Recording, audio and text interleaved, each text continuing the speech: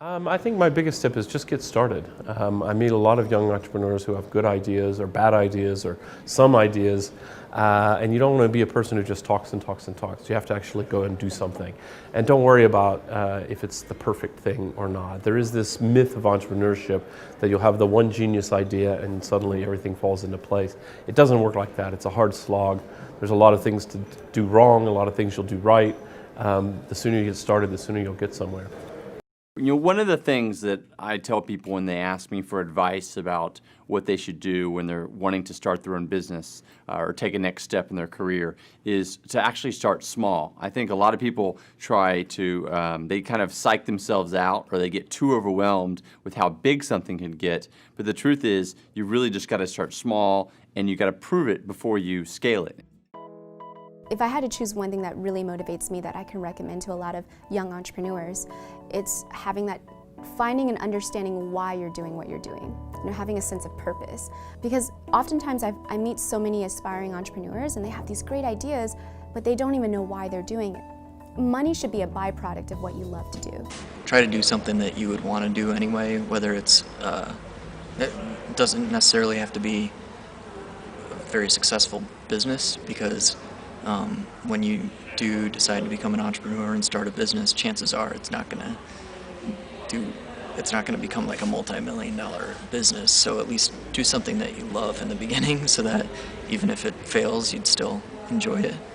Make sure you choose, you know, when you're trying to decide whether or not an idea is good enough to pursue or a particular business is something you want to go forward with. Make sure that it's the type of business that when you're standing in the shower, it's the thing you want to think about for the next 10 or 20 years. Basically, the theory is we're all born thinking like entrepreneurs. You know, like when we crawl and we fall, you know, when we're trying to walk, we figure it out. Entrepreneurs always figure out, you're born thinking like an entrepreneur, that, you know what, I'm going to figure this out regardless, and I'm going to keep going. Now, often the challenge is families and friends convince you not to be an entrepreneur, because when you say, I'm going to change the world, I'm going to be the most famous person, I'm going to save the seals, they say, don't do that. It didn't happen before. Yeah. It's never happened. You're gonna fail. You're gonna embarrass us. They put the limiters on it. They put the limiters on. Yeah. They put the blinders on you. But true entrepreneurs will just keep figuring it out. And you know what everybody wants to hear? What they already believe to be true. And so the last thing they want to hear is an original idea that contradicts their belief system. So it's very hard to even bring that kind of stuff up. But those are the things, those are the only things that you believe that everybody around you doesn't believe, when you're right, that create real value in the world. Everything else people already know. There's no value created. It's just business as usual. So it's so important to think for yourself. Don't solicit feedback on your product, your idea, or your business just for validation purposes. Be really careful about that. You want to tell the people that can help move your idea forward, but if you're just looking to your friend, coworker, husband, wife for validation, be careful, because out of love and concern, a lot of people will express some concerns, and it can stop a lot of multi-million-dollar ideas right in their tracks in the beginning.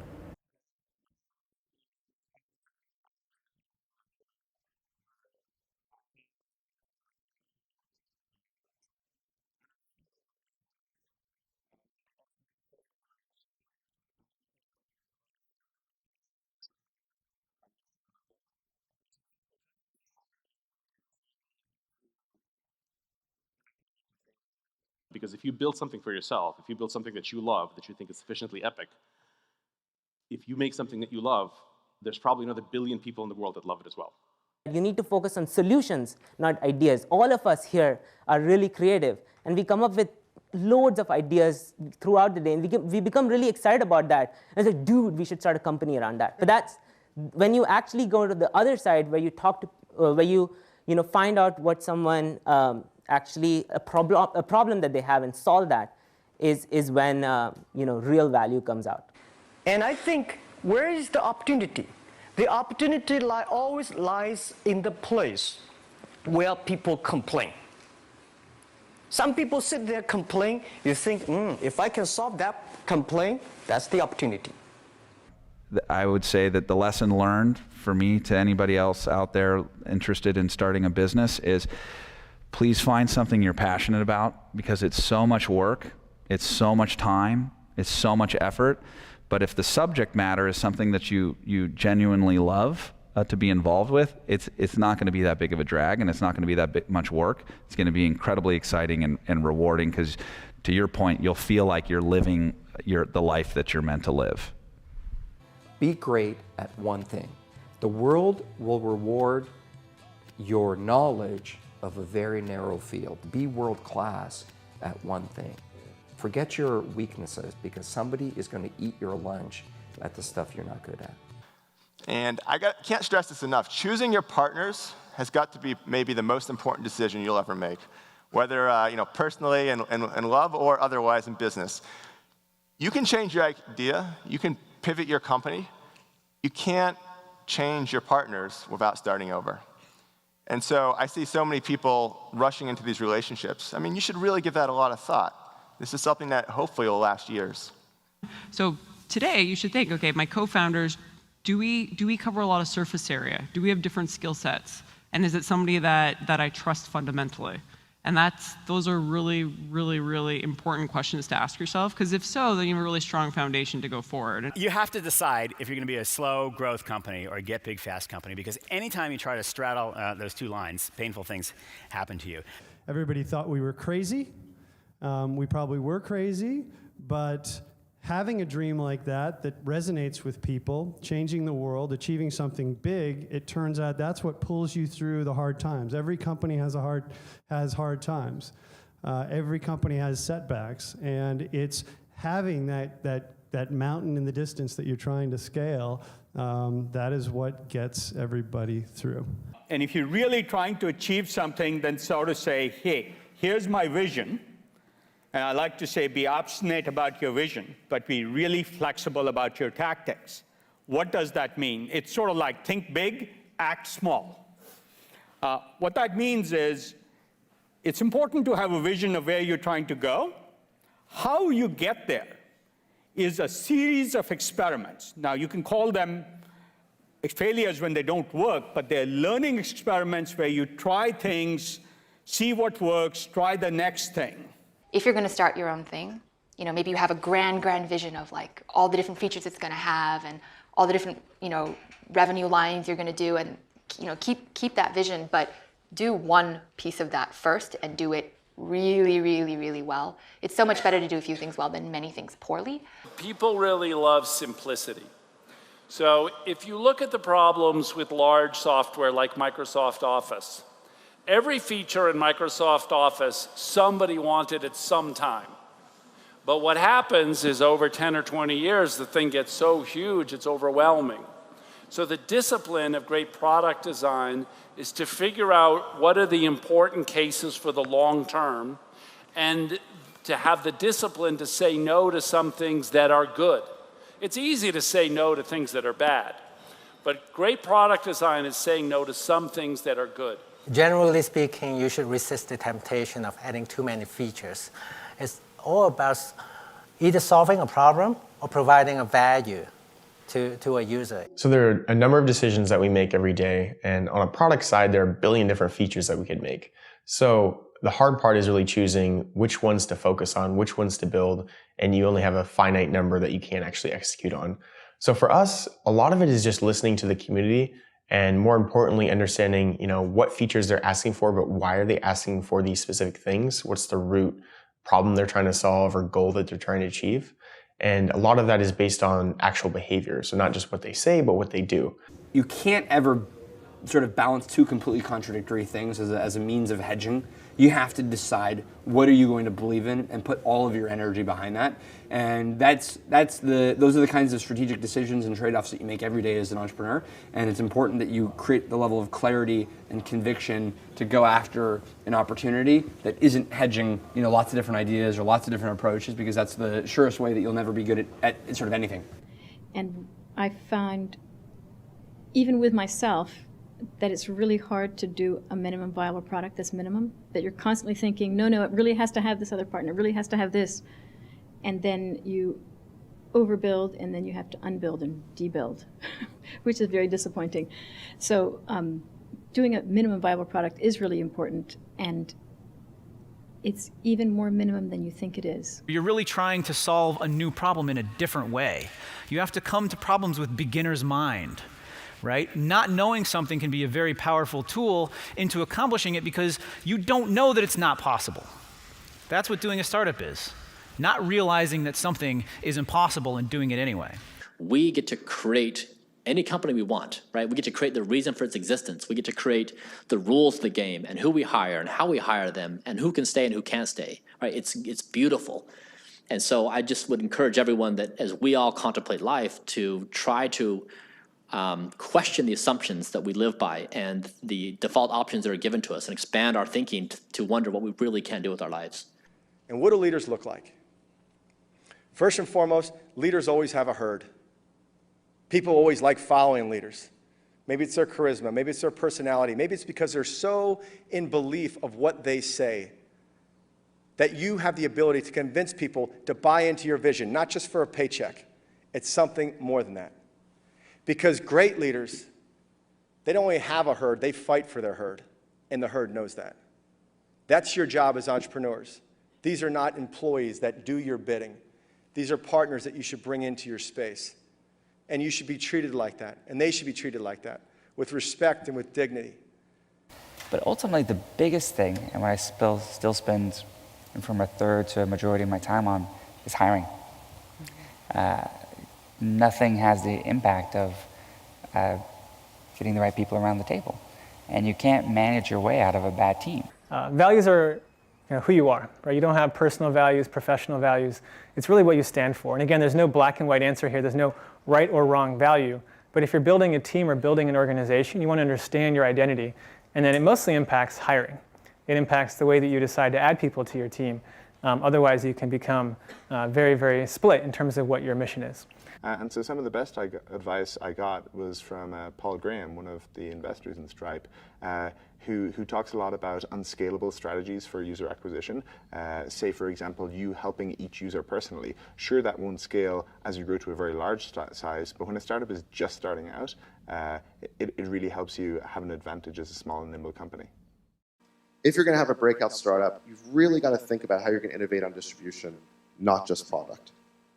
Right? And the biggest mistake I see these days that I see brilliant startup founders who are brilliant product people, and they've really thought about their product, but they haven't really thought about how they're going to make it grow.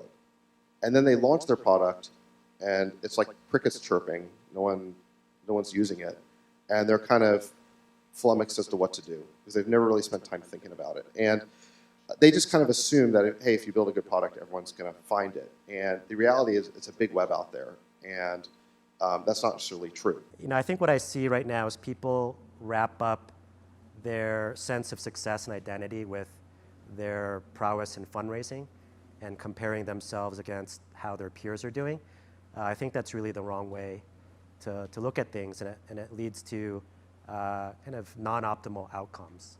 For instance, I don't know if the valuations that companies are getting today is necessarily healthy for the company themselves. And for us, again, our inability to raise capital actually forced us to be very disciplined in how we think about the operational metrics of the company. And that's allowed us to be pretty successful. I think that's what people always have to ask themselves. Do you believe in the concept of what you're doing? Do you believe that there's really a there there? If you can figure out the right product package or the right way to reach users, and if you believe that, then keep scrapping, because usually there's a way. And so it's about this movement forward, not what you own, not your education or your pedigree, not a pile of resources you might have at hand, not your network, just going after this thing and knowing that as you do that, you'll find what you need, you'll make your way over, around, and through. And I think the best entrepreneurs that I've met are able to do that because they have this strong vision and they know that it's worth it to keep moving forward. Larger, more established entities can't move as quickly as you can. And success and scale and size all fight against this. And I would encourage you for the longest possible time as you sort of start your own companies to look for ways to stay agile. So you know the most important thing you can actually advise yourself or anyone else? Is ignore your mistakes. Like, what is your problem? You're good at some things, just go do that. The number one thing you should worry about is, am I doing the things that I'm good at? When you start with your company, you're going to have a lot of anxiety and stress and fear, and your job is to transform that into self-confidence and to give you kind of that, the ability to say, I have clarity, I trust myself, I have a feeling for my vision, I can see that happening. I work with entrepreneurs all the time. That kind of shift from, anxiety to trust, that's the most important thing that they can go through. Building really great companies just takes a while, and it's good to not try to do it too fast. It's really, really, really good to be ambitious, obviously. But it's not that great to be too hasty. Be lucky. I think when I give that advice, be lucky, it's a little bit glib, but I think there's also looking out for those opportunities and being conscious and being aware and looking for opportunities to be lucky, because you can definitely put yourself in a position where luck isn't going to make any difference. It's not necessarily about the exit or the outcome, it's about the journey. So it's, for me, it's just, I think you just need to enjoy that aspect of it. It's, because it's not always an easy ride. It's a lot of ups and downs along the way, but as long as you're personally fulfilled by that experience and genuinely enjoy what you do, then it makes it worthwhile. I think, if you know why you're doing something and what it is that you're trying to get, then it's a question of being very, very open to failure and just, trying again and again and again until you get it. The beauty of failing is if you're open to admitting the failure and learning from it, you probably won't fail again in that one department, and you'll know what to expect next time, and that just makes you stronger and more accurate with the risks that you take. A rule of thumb is to only worry about the next order of magnitude. So when you have 100 users, worry about what the company looks like. Can it survive to 1,000? 1,000, 10,000, and so on and so forth. If you're worrying about the millionth user and their experience and how your technology is going to scale, when you have 100 users, you're pointed in the wrong direction. But we realized it pays to be a cockroach. And by that, I mean, it pays just to not stop and just to not die. Like, we thought, everything along the way had tried to kill us, right? Like, all of our friends were like, startups are dumb, you're dumb, your ideas are dumb. And we kind of just looked at all of them and said, whatever, and built Codecademy. So it pays not to quit. Go talk to people who failed at what you're doing and who are no longer doing it. There always are those people. So you start a startup, you look at the history of your space. I'm so surprised how many people I talk to, founders who have no idea the history of their own space. And there's some nice naivete to that, in the sense that, like, you're going to do it differently, and there's some truth to that. But like, when you get down to making it work, and now you're into it already, you've kind of established what you're doing, and you have some problems, then I'd go talk to all these people who failed, because you'll uncover all sorts of interesting things that you could try. I looked at lots of companies and why I thought they don't succeed over time. We've had a more rapid turnover of companies, and I said, what did they fundamentally do wrong? Like, what do those companies all do wrong? And usually it's just they miss the future. And so I think, for me, I just tried to focus on that and say, what is that future really going to be, and how do we create it? I think great entrepreneurs must have the curiosity to kind of metaphorically see around the corner. What's coming? What can I anticipate that other people don't see? And then you must have the courage of your convictions to execute the strategy. I do believe that organizations, human organizations, are inherently unstable. They will fall over, and you have to work to keep them upright. But they fall slowly. Most people don't notice it. They let their success blind them. They don't see it falling over. The falling takes place slow, but the collapse is quick. You have to do constant assessment. You have to look for the hard truths. There's a lot of conventional wisdom out there. built up over time and built through all the learnings from all the companies. And this may be fully applicable to most of the companies out there. But before it's applied to your organization, I highly recommend that you question it, because it could be absolutely fatal for your success.